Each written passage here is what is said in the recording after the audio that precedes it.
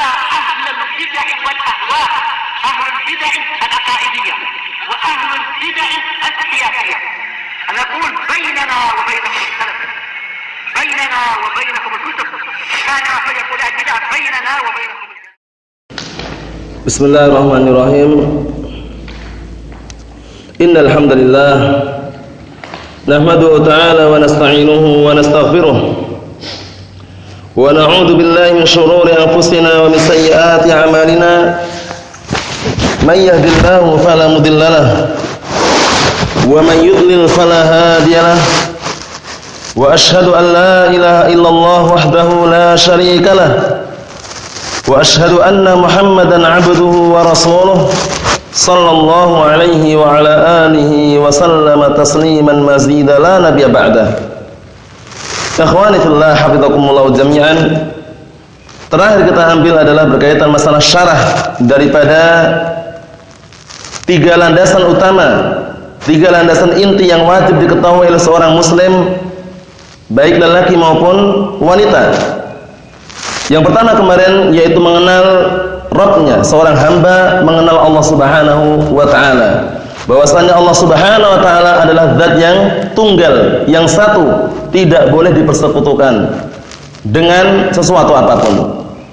Dan bahwasanya Allah Subhanahu wa ta'ala adalah zat yang mencipta, memberikan rezeki, yang mengatur alam semesta. Kemudian Allah Subhanahu wa ta'ala adalah zat yang berhak untuk diibadahi, tidak boleh mengibadahi Allah Subhanahu wa ta'ala bersamaan dengan beribadah kepada yang lainnya.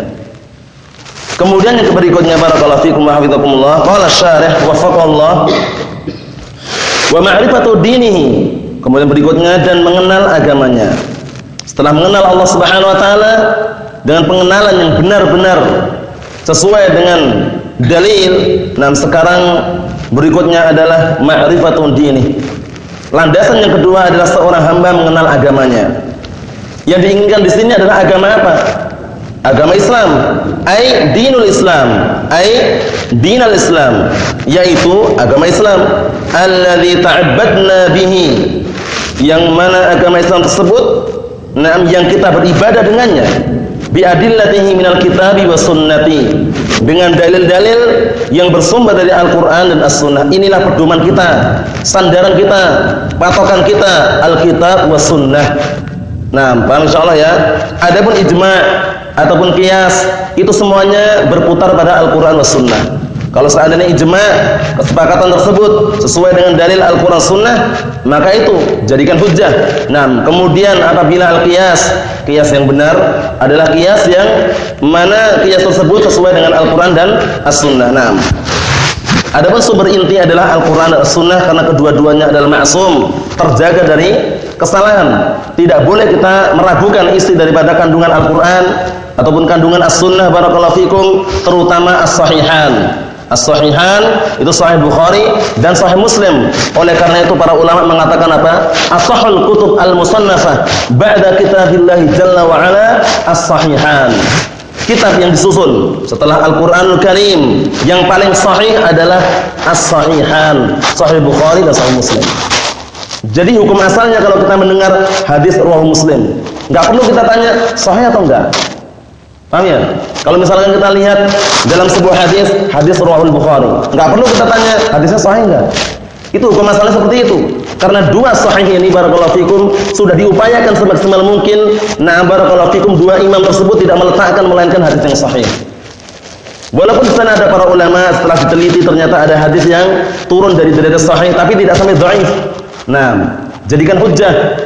Barakallahu fikum, karena hadis yang sahih itu nanti ada yang sifatnya sahih li dzatih, sahih li ghairih. Kemudian hadis hasan, ada yang hasan li dzatih, hasan li ghairih. Perlu diperhatikan seperti itu. Nah, di hadis yang lemah ada yang dhaifun munjabir, ada yang dhaifun ghair munjabir. Dhaif yang munjabir itu dhaif, tapi dikarenakan dikumpulkan jalan-jalan yang lain, sanad-sanad yang lain, hadis yang lain, akhirnya menjadi hasan li ghairih. Itu namanya dhaif munjabir. Bisa ditopang dengan yang lainnya. Tapi kalau dhaif ghair munjabir adalah dhaif jiddan. Hadis yang lemah sekali enggak bisa ditopang lagi kita. Nah, apalagi hadis apa? Palsu. Seperti utlubul ilma walau bisin. Carilah ilmu walaupun sampai ke negeri Cina. Ilmu apa di sana? Nah, ini hadisnya bagaimana? Maudhu', palsu. Paham ya? Sehingga jangan sampai kita berupaya memalsukan hadis. Berbahaya sekali. Kenapa bahaya? Barakallahu fikum wa hafizakumullah. Karena ancamannya adalah tempat duduk di neraka, bayangkan. Sebagaimana dalam hadis yang sahih rawahu Ahmad, hadisnya Salamah ibn al-Aqwa' radhiyallahu ta'ala anhu, Nabi kita Muhammad sallallahu alaihi wasallam sabda, "Man kadzaba alayya muta'ammidan falyatabawwa maq'adahu minan nar." Barang siapa yang berdusta atas namaku dengan sengaja, yang memalsukan hadis, qala Rasulullah, tiba-tiba langsung mengatakan seperti Rasulullah bersabda, padahal bukan dari Rasulullah. Nah, apa ancamannya? Falyatabawwa maq'adahu minan nar. Maka hendaknya dia mempersiapkan tempat duduknya dari api neraka. Bayangkan itu. Jadi ancamannya berat. Kalau misalkan kita jumpai dalam sebuah tulisan artikel melalui media sosial atau semisalnya, jangan terburu-buru menyebarkan. Dilihat dulu sahih enggak hadisnya itu. Karena sekarang banyak yang namanya hadis fadhailul a'mal, keutamaan amalan yang sumbernya dhaif, lemah. Dicek lagi barakallahu fikum. Jangan langsung kita, wah hadisnya bagus nih, sebarkan. Lihat dulu sahih enggak. Insyaallah ya. Karena kita ketika ikut andil menyebarkan hadis yang dhaif, hadis yang lemah, hadis palsu, berarti kita masuk dalam hadis tadi. Hati-hati. Man kadzaba alayya muta'ammidan falyatabawwa maq'adahu minan nar. Nah, barakallahu fikum. Hati-hati. Barang siapa yang berdusta atas namaku dengan sengaja, maka hendaknya dia mempersiapkan tempat duduknya dari api neraka. Wal a'yadu billah. Berikutnya, perhatikan sini. Wa dinu lughatan, dan agama itu secara bahasa abdul wal inqiyad, tunduk dan pasrah, atau tunduk dan patuh. Inqiyad itu patuh ya, taat gitu loh. Nah, abdul tunduk. Nah, yuqal danathu atau yuqal na'am dintuhu fadana. Maksudnya adalah apa? Ai adlaltuhu fadalla. Aku menundukkan dia, akhirnya dia pun tunduk. Paham ya? Jadi agama Islam itu agama yang menundukkan kita semuanya untuk apa? Kembali kepada dalil, sumber yang inti yaitu Al-Qur'an dan As-Sunnah. Barakallahu fikum. Nah, jangan yang lainnya. Jangan tertipu dengan para dai yang muncul belakangan ini, yang mereka mengandalkan fatwa Syekh fulan, fatwa alan, fatwa ini. Kalau sudah dapat fatwa, seakan-akan fatwa itu adalah wahyu. Keliru ini. Paham ya? Fatwa itu bukan wahyu. Fatwa atau pendapat para barakallahu fikum, para imam itu bukan wahyu. Wahyu itu cuma Al-Qur'an dan As-Sunnah. Wahyu itu Al-Qur'an dan As-Sunnah. Terus bagaimana? Ya jangan dikatakan kalau sudah fatwa Syekh fulan terus mesti benar terus, tidak. Fatwa itu bisa keliru, bisa benar. Paham ya? Sehingga patokan kita jangan bersandarkan fatwa. Dilihat fatwanya bagaimana. Paham ya? Nah, jangan kita cuma berpatokan dengan wah ini kan Syekh fulan sudah membolehkan ini. Buktinya Syekh fulan juga muncul dalam televisi. Syekh fulan juga nampak dalam televisi. Berarti dakwah dalam televisi boleh. Siapa yang bolehkan siapa? Paham ya? Nah, kalau seandainya para masyayikh fatwa tersebut membolehkan, apakah mereka itu dalil? Bukan dalil. Al-Qur'an, As-Sunnah dalilnya. Perlu diperhatikan itu. Jangan bermodalkan ambisi hawa nafsu kemudian membolehkan perkara gara-gara fatwa fulan. Jadikan pelajaran ucapan Imam Malik, barakallahu fikum. Imam Malik, Imam Darul Hijrah. Imam Malik, Imam Darul Hijrah Abu Abdullah. Dihafalin ya. Julukannya Imam Darul Hijrah. Karena waktu itu Imam Malik bin Anas ini pernah mengajar di Masjid Nabawi. Masjid Nabawi kan di Madinah. Madinah kan tempat hijrahnya Rasulullah. Paham itu ya? Nah, apa yang beliau ucapkan Imam Malik bin Anas ini? Beliau mengatakan, "Innama ana basyarun." Hanya saja aku adalah manusia biasa. Ukhti'u wa usib, kata beliau. Terkadang aku keliru dan terkadang benar. Ini imam, ini seorang imam, enggak sembarangan ini. Kemudian beliau mengatakan, "Fangduru fi ra'yi." Maka perhatikanlah pada pendapatku, fatwaku, pemikiranku. Fakullama wafaqal kitab wa sunnah fakhudhu bi, kata beliau. Selama ucapanku, fatwaku, pemikiranku mencocoki Al-Qur'an dan As-Sunnah, ambillah. Bayangkan, beliau sendiri mengajarkan, tidak menyarankan untuk taklid, tidak. Bukan ambillah ucapanku, ambillah fatwaku, bukan. Beliau masih memberikan patokan. Selama ucapanku, selama pemikiranku mencocoki Al-Qur'an dan As-Sunnah, ambillah. Wa kullama la yuwafiqil kitab was sunnah fatruku, kata beliau. Selama ucapanku tidak mencocoki Al-Qur'an dan As-Sunnah, pemikiranku tidak mencocoki Al-Qur'an dan As-Sunnah, tinggalkanlah. Bayangkan. Nah, sebagaimana ucapan ini disebutkan oleh Al-Imam Ibnu Abdul Barr dalam kitab Jami' Bayanul Ilmi wa Fadlih. Paham insyaallah ya? Nah, barakallahu fikum, bahwasanya sandaran kita adalah Al-Qur'an dan As-Sunnah. Itu agama Islam. Jangan sekedar mengandalkan fatwa fulan, fatwa alan. Itu bukan dalil, barakallahu fikum. Nah, dalil itu Al-Qur'an dan As-Sunnah. Nah, berikutnya. Naam, wa syar'an, adapun agama secara syariat adalah ma amarallahu bihi ala alsinatir rusulih, yaitu perkara yang Allah Ta'ala perintahkan dengannya melalui lisannya Rasul atau melalui lisan para Rasulnya. Agama, jadi agama yang dibawa Nabi kita Muhammad SAW agama apa? Agama Islam, agama yang tidak ada duanya, agama yang menyempurnakan agama-agama sebelumnya, menghapuskan nasakhat jami'al adyan, menghapuskan agama-agama yang sebelumnya. Nah, agama yang sempurna, tidak perlu penambahan, tidak perlu pengurangan. Al-yauma akmaltu lakum dinakum wa atmamtu 'alaikum ni'mati wa raditu lakum al-islam madina. Berkata Imam Malik, Imam Darul Hijrah, berkata ucapan beliau bagus sekali. Nah, Abu Abdullah beliau mengatakan apa? Mengatakan bahwasanya man ittada'a fil islami bid'atan yaraha hasanatan faqad za'ama anna Muhammadan khana risalah. Barang siapa yang membuat perkara baru, perkara bid'ah dalam agama ini, kemudian dia berpandangan, beranggapan bahwasanya perkara itu adalah bagus, perkara itu adalah indah, sungguh dia telah apa? Telah beranggapan bahwasanya Nabi Muhammad itu mengkhianati risalah. Bayangkan tuh. Anggapan sangat buruk ini. Kemudian beliau melanjutkan ya Allah Ta'ala yaqul, dikarenakan Allah Subhanahu wa taala berfirman, "Al-yauma akmaltu lakum dinakum." Pada hari ini aku telah sempurnakan untuk kalian agama kalian. Yang namanya agama Islam sempurna. Perlu penambahan atau tidak? Tidak perlu. Perlu pengurangan? Tidak juga. Kemudian beliau mengatakan, "Fama lam yakun yauma idzin dinan, fala yakunu al-yauma dinan." Maka semua perkara yang dulu di zaman Rasulullah bukan termasuk agama, maka sekarang pun bukan termasuk agama. Paham ya? Ini menunjukkan bahwasanya agama Islam agama sempurna. La yahtaju ila ziyadah wala nuqsan. Tidak perlu penambahan, tidak perlu pengurangan. Paham insyaallah ya? Berikutnya. Qala syarih wafaqahullah wa ma'rifatu Nabi Muhammadin sallallahu alaihi wa ala alihi wasallam, dan mengenal nabinya. Siapa nabinya yang diinginkan di sini? Nabi Muhammad sallallahu alaihi wa ala alihi wasallam, kunyah beliau adalah Abul Qasim, itu yang masyhur. Abul Qasim. Nah, di zaman beliau barakallahu fikum, walaupun para ulama berselisih pendapat, namun yang sahih diperbolehkan setelah beliau meninggal. Di zaman beliau ketika masih hidup tidak boleh seorang itu berkunyah sama dengan namanya juga. Abul Qasim Muhammad itu dilarang. Paham ya? Nah, semasa beliau masih hidup. Tapi setelah beliau meninggal, larangan tersebut pun hilang. Karena apa? Karena dikhawatirkan ketika zaman beliau masih hidup itu nanti berkunyah dengan sama, nama juga sama, dikhawatirkan menyamai Rasulullah. Paham ya? Adapun setelah meninggal bagaimana? Boleh. Nah, setelah meninggal boleh. Abul Qasim Muhammad silakan, enggak masalah. Setelah meninggalnya Rasulullah tapi ya. Nah, itu sebagaimana disebutkan para ulama dan itu yang sahih. Paham ya? Adapun di masa hidupnya tidak. Masa hidupnya Abul Qasim namanya lain silakan. Tapi kalau Abul Qasim Muhammad tidak boleh. Buktinya apa buktinya? Buktinya setelah Rasulullah meninggal dunia barakallahu fikum atau belakang-belakang ini atau para a'immah, para salafun saleh ada yang kunyahnya Abul Qasim. Paham ya? Diperbolehkan barakallahu fikum nam. Sehingga apa? Sehingga larangan tersebut ketika Rasulullah masih hidup. Abul Qasim Muhammad ibnu Abdullah ibnu Abdul Muttalib ibnu Hashim. Nah, ila akhirnya. Nanti akan kita lewati semuanya. Silsilah daripada Rasulullah sallallahu alaihi wasallam. Muhammad ibnu Abdullah. Siapa Abdullah ini? Bapaknya Rasulullah. Mati dalam keadaan apa?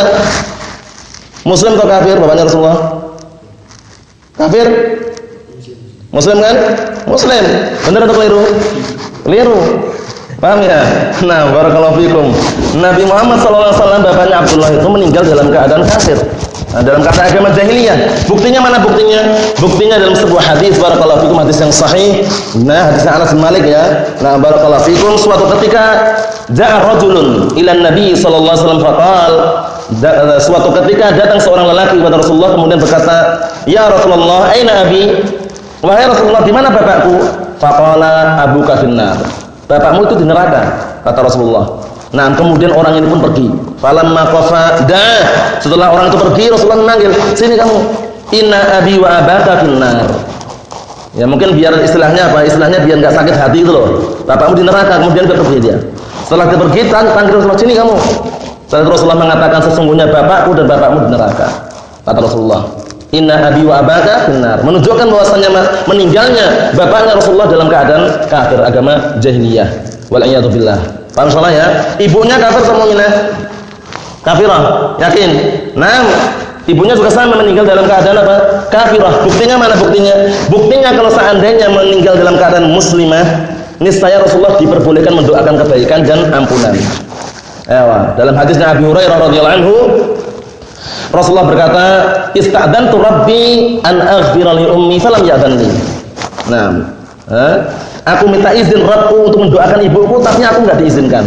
Bayangkan ini. Kalau seandainya diizinkan, berarti kan muslimah meninggalnya. Tapi kenapa tidak diizinkan? Karena ibunya mati dalam keadaan kafirah, dalam keadaan tidak mukminah, tidak muslimah, kafirah. Nah, kemudian apa? Wasta'dzantuhu li azura qabraha fa'adina li. Nah, apa artinya? Kemudian aku izin yang kedua kalinya untuk menziarahi kuburan ibunya. Allah Ta'ala akhirnya mengizinkan untukku, kata Rasulullah. Berarti ziarah kubur bebas, umum, silahkan. Karena tujuannya bukan untuk mendoakan kebaikan orang kafir tersebut, tapi apa? Mengingat kematian. Paham ya? Mengingat kematian. Nah, tidak masalah ziarah kubur. Nah, selama apa? Tidak ada unsur kemaksiatan dan kebid'ahan di dalamnya. Nah, kuntu nahaitukum an ziyaratul qubur fazuruha. Dulu aku pernah melarang kalian ziarah kubur, sekarang ziarahilah. Enggak masalah. Laki-laki, perempuan sama saja, tapi perempuan disyaratkan aman dari fitnah. Ya, selesai. Paham soalnya ya? Jadi ibunya Rasulullah sallallahu alaihi wasallam, na'am barakallahu fikum, meninggal dalam keadaan kafirah. Buktinya tadi itu. Dan enggak boleh kita mendoakan orang kafir dengan apa? Ampunan. Antara barakallahu fikum, Allah Ta'ala berfirman, "Maka lin nabiyyi wal ladzina amanu an yastaghfiru lil musyrikeena walau kanu ulil qurba." Tidak selayaknya bagi seorang nabi dan orang-orang mukminin untuk memintakan ampunan kepada orang-orang musyrikin. Orang-orang kafir, orang musyrik kafir enggak? Musyrik kafir enggak? Dalilnya mana? Naam, barakallahu fi innal ladzina kafaru min ahlil kitab wal musyrikin. Dalilnya itu. Innal ladzina kafaru min ahlil kitab wal musyrikin. Musyrikin kafir. Naam, ayat yang sebelumnya tadi bagaimana sebelumnya tadi? Maka lin nabi wal ladzina amanu an yastaghfiru lil musyrikiina walau kanu ulil qurba. Tidak selayaknya bagi seorang nabi dan orang-orang mukminin mendoakan, memintakan ampunan untuk orang-orang musyrik, orang kafir, walaupun kerabat dekat sendiri. Kalau ibunya bagaimana? Bapaknya bagaimana? Anaknya bagaimana? Sama saja. Jangan didoakan minta ampun ketika meninggal ya. Adapun ketika masa hidupnya kita doakan secara umum, nasallahu an yahdiyahum, itu boleh. Semoga Allah Ta'ala memberikan hidayah kepada mereka dengan apa? Menganut agama Islam, enggak masalah. Tapi setelah meninggal, walaupun kerabat dekat sendiri, orang tua kita enggak boleh mendoakan kebaikan sama sekali. Paham maksudnya ya? Nah, sawa'un 'alaihim astaghfarta lahum am lam tastaghfir lahum, apa? La yaghfirullahu lahum. Bayangkan, sama saja. Engkau memintakan ampunan untuk mereka atau tidak, Allah Ta'ala enggak akan mengampuni mereka. Paham ya? Karena orang kafir. Paham ya? Walaupun siaknya ini kan orang munafik ya, siaknya. Tapi kan orang munafik kafir, munafik i'tiqadi. Paham ya? Nah, perlu diperhatikan itu. Munafik ada dua, i'tiqadi sama amali. I'tiqadi kafir, jelas. Amali bagaimana amali? Amali itu perbuatan munafik, pelaku dosa besar. Seperti apa? Sabda Nabi kita Muhammad sallallahu alaihi wasallam, ayatul munafik apa? Salasah. Tanda-tanda orang munafik itu ada tiga. Idza haddatsa kadzaba wa idza wa'ada wa akhlafa wa idza tumina khana. Tiga ini. Apabila berkata dusta, berjanji mengingkari, dipercaya berkhianat. Ini amalan-amalan munafik. Kalau ada orang yang melakukan ini, jangan dikatakan kamu kafir. Kamu telah melakukan perbuatan orang munafik, hati-hati. Besar-besar. Tapi kalau munafik i'tiqadi, yang dia menampakkan keislaman dan menyembunyikan kekufuran, kafir. Tempatnya di mana? Neraka yang paling bawah. Innal munafiqina fid darkil asfali minan nar. Wal iyad billah. Nah, berikutnya. Hati-hati ya. Nah, Nabi Muhammad ibnu Abdullah ibnu Abdul Muthalib. Abdul Muthalib namanya siapa? Ya, kakeknya benar, kakeknya Rasulullah, namanya siapa? Nah, Abdul Muthalib namanya siapa? Abdul Muthalib. Syaibah siapa? Lama saya Syaibah. Wakilah Syaibatul Hamd yang dikuatkan oleh Ibnu Katsir dalam kitab Al-Fusul fi Siratul Rasul, Syaibatul Hamd. Syaibatul Hamdi, ada tambahannya gitu. Kemudian dalam sejarah yang lain, tarikh yang lain, Syaibah itu cukup. Tapi yang dikuatkan oleh Syekh Ibnu Katsir rahimahullah Abdul Fida rahimahullah taala adalah apa? Syaibatul Hamdi. Nah, Syaibatul Hamdi dalam Fusul fi Siratul Rasul, bisa dilihat sendiri. Bisa dilihat sendiri nanti. Syaibatul Hamdi. Nah, ayo. Barakallahu fikum. Kemudian Abdullah ibn Abdul Muthalib ibn Hashim. Nah, Hashim ini adalah barakallahu fikum bapaknya Abdul Muthalib ini. Nah, kisahnya bisa dilihat dalam Al-Fusul fi Siratul Rasul bagaimana sejarahnya. Hashim ini sendiri namanya Amr. Hashim namanya Amr. Wa Hashim Quraisy. Quraisy namanya An-Nadhr bin Kinanah. Quraisy namanya siapa? An-Nadhr bin Kinanah. Bisa dilihat di sana juga. Al-Fusul fi Siratul Rasul. Al-Fusul fi Siratul Rasul yang dikarang oleh Al-Imam Abul Fida Ibnu Katsir rahimahullah taala. Paham ya? Beliau juga punya karangan banyak masalah sejarah, di antaranya Al-Bidayah wa Nihayah. Paham ya?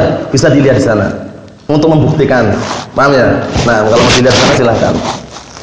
Muhammad ibn Abdullah ibn Abdul Muttalib ibn Hashim, wal Hashim min Quraisy, wal Quraisy min dzurriyyah Ismail. Nah, nanti kita lewati semuanya. Kita sempurnakan dikit lagi. Nah, qala al-muallif qala asy-syarih waffaqahu Allah. Wa ma'rifatun Nabi Muhammadin sallallahu alaihi wasallam li'annahu al-wasithah bainana wa bainallah. Nah, dikarenakan Nabi kita Muhammad sallallahu alaihi wasallam adalah wasithah perantara antara kita dan antara Allah Subhanahu wa taala fi tabligh risalah, di dalam menyampaikan risalah. Wahyu yang Allah Ta'ala turunkan melalui malaikat Jibril untuk Nabi Muhammad sallallahu alaihi wasallam sampai kepada kita melalui beliau sallallahu alaihi wasallam. Nah, enggak mungkin kan Jibril langsung datang ke kita. Jadi disampaikan oleh Rasulullah menyampaikan kepada umatnya. Nah, barakallahu fiikum ya. Perlu diperhatikan itu. Wa huwa afdalul khalqi 'ala al-itlaq, yang mana Nabi Muhammad sallallahu alaihi wasallam adalah makhluk yang paling afdal secara mutlak. Nah, bukti yang konkret dan kita saksikan dalam artian kelak di hari kiamat adalah apa? Yang kita akan menyaksikan semuanya, beliau adalah yang membuka pintu surga nanti.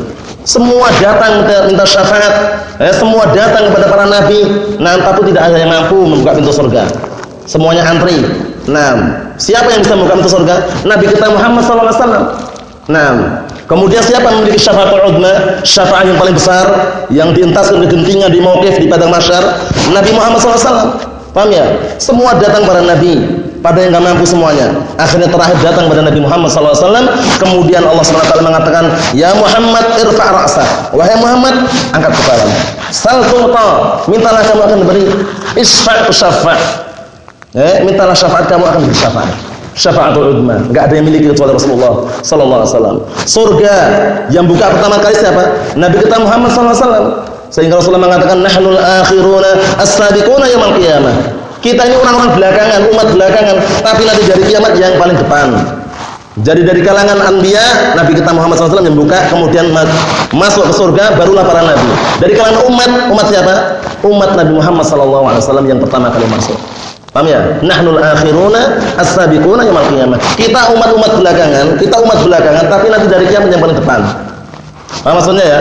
Nah, barakallahu fikum, itulah keistimewaan daripada Nabi kita Muhammad SAW dan juga umatnya. Wal ayatu wal haditsu fi fadlihi wa syarafihi katsiratun jiddan. Dan ayat-ayat serta hadis-hadis tentang keutamaan dan kemuliaannya itu banyak sekali. Wa ma'rifatuhu fardun 'ala kulli mukallafin, dan mengenalnya adalah kewajiban atas setiap orang yang terbebani syariat, li'annahu la tariqa lana ila ibadatillahi illa bima ja'a bihi sallallahu alaihi wa ala alihi wasallam, dikarenakan tidak ada jalan lain bagi kita melainkan barakallahu fikum untuk beribadah kepada Allah Subhanahu wa taala illa, kecuali bima ja'a bih sallallahu alaihi wasallam, kecuali dengan apa yang dibawa oleh Nabi kita Muhammad sallallahu alaihi wa ala alihi wasallam. Wan nabiyyu, apa itu nabi? Siapa itu nabi? Apa pengertian nabi itu?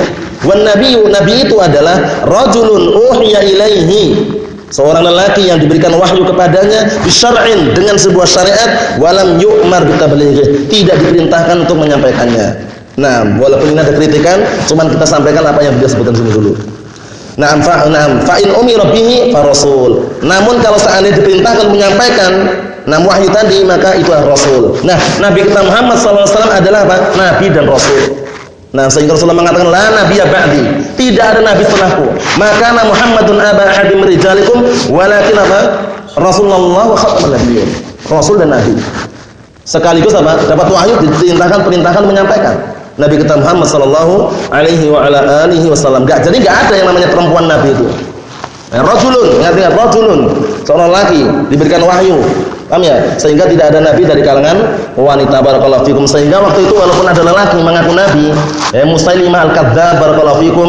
Nah, walaupun mereka mengatakan atau dia mengaku sebagai nabi, ada pengikutnya, tapi tidak diterima, barakallahu fikum.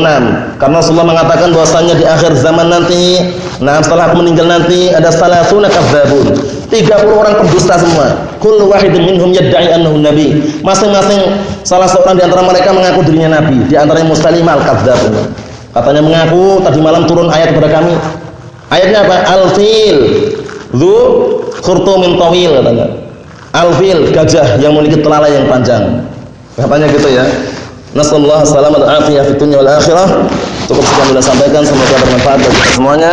Biidznillah jalla wa ala subhanakallahumma bihamdika asyhadu an la ilaha illa anta astaghfiruka wa atubu ilaik.